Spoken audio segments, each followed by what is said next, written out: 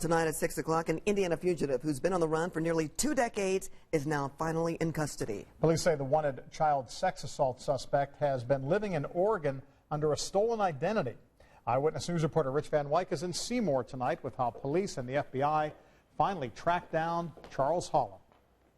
The 10-year-old was lured away from this area in 1999 when this building was a club for girls. Police almost immediately suspected Charles Holland, but before they could arrest the man, he disappeared for 18 years. FBI agents caught up with Holland this week in an Oregon Walmart where he worked as a manager. Before disappearing, police say Holland promised friends he wouldn't spend his life in a 10-by-10 cell. The reality of it is now he will be spending time in a 10-by-10 cell. Investigators claim Holland held the girl at knife point, threatened to kill her before sexually assaulting the 10-year-old and leaving her naked on a remote roadway.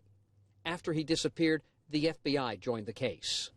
If you commit a crime against a child in the Southern District of Indiana, federal law enforcement will send the cavalry.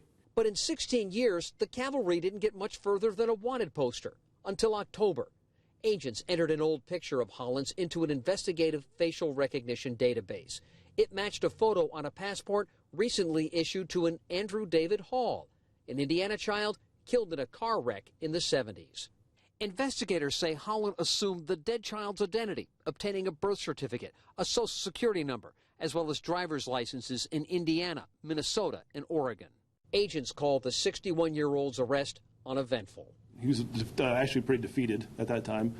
It was very uneventful. He identified himself immediately and admitted who he was.